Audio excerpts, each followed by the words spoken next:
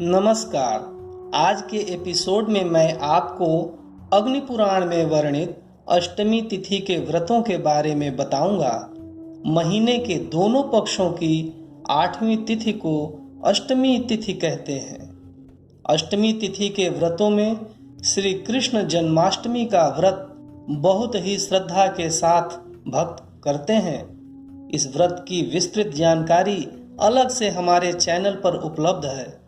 इस एपिसोड में मैं जन्माष्टमी के अतिरिक्त अष्टमी तिथि के अन्य व्रत जैसे कालाष्टमी, बुधाष्टमी व्रत आदि के बारे में विस्तार से बताऊंगा, जिसे करने से मनुष्य भोग और मोक्ष को प्राप्त करता है।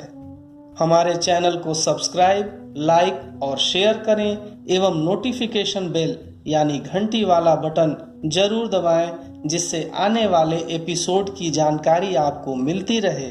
साथ ही कमेंट बॉक्स में जाकर अपने सुझाव भी दें, क्योंकि हमारा चैनल व्रत, पूजा पाठ, धार्मिक कथाएं एवं वास्तुशास्त्र की सही जानकारी आपको देता है। हम आपको वही जानकारी देते हैं जो कि प्रामाणिक हो। तो चलिए जानते हैं अष्टमी तिथि के विविध व्रतों के बारे में। अग्निदेव कहते हैं, मुनि श्रेष्ठ वशिष्ठ, चैत्र मास के शुक्ल पक्ष की अष्टमी को व्रत करें और उस दिन ब्रह्मा आदि देवताओं तथा मातृगणों का जप पूजन करें। कृष्ण पक्ष की अष्टमी को 1 वर्ष श्री कृष्ण की पूजा करके मनुष्य संतान रूप अर्थ की प्राप्ति कर लेता है। अब मैं कालाष्टमी का वर्णन करता हूँ। यह व्रत मार्गशीर्ष मास के कृष्ण पक्ष की अष्टमी को करना चाहिए। रात्रि होने पर व्रत करने वाला स्नान आदि से पवित्र हो, भगवान शंकर का पूजन करके गोमूत्र से व्रत का पारण करे। रात्रि को भूमि पर शयन करे। पौष मास में शंभु का पूजन करके घृत का आहार तथा माघ में महेश्वर की अर्चना करके दुग्ध का पान करे। फागुन में महादेव की पूजा करके अच्छी प्रकार उपवास करने के बाद तिल का भोजन करें। चैत्र में स्थाणु का पूजन करके जौ का भोजन करें।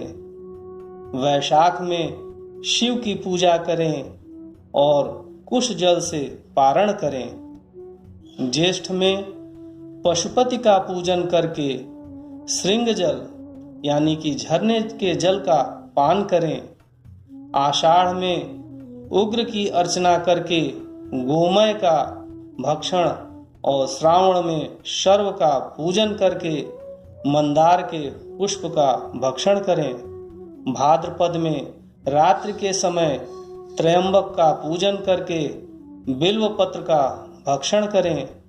आश्विन में ईश की अर्चना करके चावल और कार्तिक में रुद्र का पूजन करके दधि का भोजन करें। वर्ष की समाप्ति होने पर होम करें और सर्वतो भद्र का निर्माण करके उसमें भगवान शंकर का पूजन करें। तदनंतर आचार्य को गौ, वस्त्र और सुवर्ण का दान करें। अन्य ब्राह्मणों को भी उन्हीं वस्तुओं का दान करें। ब्राह्मणों को आमंत्रित करके भोजन कराकर मनुष्य भोग और मोक्ष को प्राप्त कर लेता है। प्रत्येक मास के दोनों पक्षों की अष्टमी तिथियों को रात्रि में भोजन करें और वर्ष के पूर्ण होने पर गोदान करें। इससे मनुष्य इंद्र पद को प्राप्त कर लेता है। यह स्वर्गति व्रत कहा जाता है। कृष्ण अथवा शुक्ल किसी भी पक्ष में अष्टमी को बुधवार का योग हो, उस दिन व्रत रखें और एक समय भोजन करें। जो मनुष्य अष्टमी का व्रत करते हैं उनके घर में कभी संपत्ति का अभाव नहीं होता। 2 अंगुलियां छोड़कर 8 मुट्ठी चावल लें और उसका भात बनाकर कुश युक्त आम्रपत्र के दोने में रखें।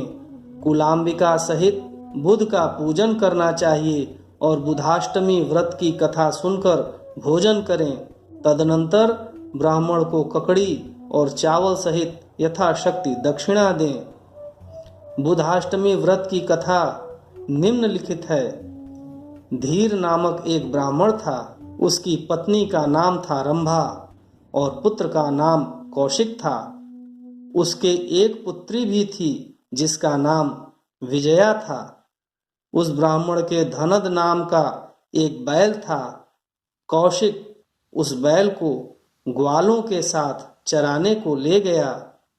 कौशिक गंगा में स्नान आदि कर्म करने लगा।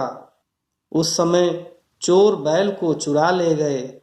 कौशिक जब नदी से नहाकर निकला तब बैल को वहां न पाकर अपनी बहन विजया के साथ उसकी खोज में चल पड़ा।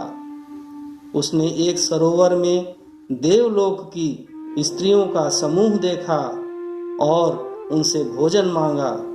उस पर उन स्त्रियों ने कहा, आप आज हमारे अतिथि हुए, इसलिए व्रत करके भोजन कीजिए। तदनंतर कौशिक ने बुधाष्टमी का व्रत करके भोजन किया। उधर धीर वन रक्षक के पास पहुंचा और अपना बैल लेकर विजया के साथ लौट आया। धीर ब्राह्मण ने यथासमय विजया का विवाह कर दिया और स्वयं मृत्यु के पश्चात यमलोक को प्राप्त हुआ। परंतु कौशिक व्रत के प्रभाव से अयोध्या का राजा हुआ। विजया अपने माता पिता को नरक की यातना भोगते देख यमराज के शरणापन्न हुई। कौशिक जब मृगया के उद्देश्य से वन में आया तब उनसे पूछा, मेरे माता पिता नरक से मुक्त कैसे हो सकते हैं? उस समय यमराज ने वहां प्रकट होकर कहा, बुधाष्टमी के 2 व्रतों के फल से। तब कौशिक ने अपने माता पिता के उद्देश्य से 2 बुधाष्टमी व्रतों का फल दिया। इससे उसके माता पिता स्वर्ग में चले गए। तदनंतर विजया ने भी हर्षित होकर भोग मोक्षादि की सिद्धि के लिए इस व्रत का अनुष्ठान किया। वशिष्ठ चैत्र मास के शुक्ल पक्ष की अष्टमी को जब पुनर्वसु नक्षत्र का योग हो, उस समय जो मनुष्य अशोक पुष्प की 8 कलिकाओं का रस पान करते हैं वे कभी शोक को प्राप्त नहीं होते। कलिकाओं का रसपान निम्नलिखित मंत्र से किया जाना चाहिए। त्वाम शोक हराभीष्टम मधुमास समुद्भव पिबामि शोक संतप्तो माम शोकम सदा कुरु। चैत्र मास में विकसित होने वाले अशोक, तुम भगवान शंकर के प्रिय हो। मैं शोक से संतप्त होकर तुम्हारी कलिकाओं का पान करता हूँ। अपनी ही तरह मुझे भी सदा के लिए शोक रहित कर दो। चैत्रादि मासों की अष्टमी को मातृगण की पूजा करने वाला मनुष्य शत्रुओं पर विजय प्राप्त कर लेता है। इस प्रकार आदि आग्नेय महापुराण में अष्टमी के विविध व्रतों का वर्णन नामक अध्याय पूरा हुआ।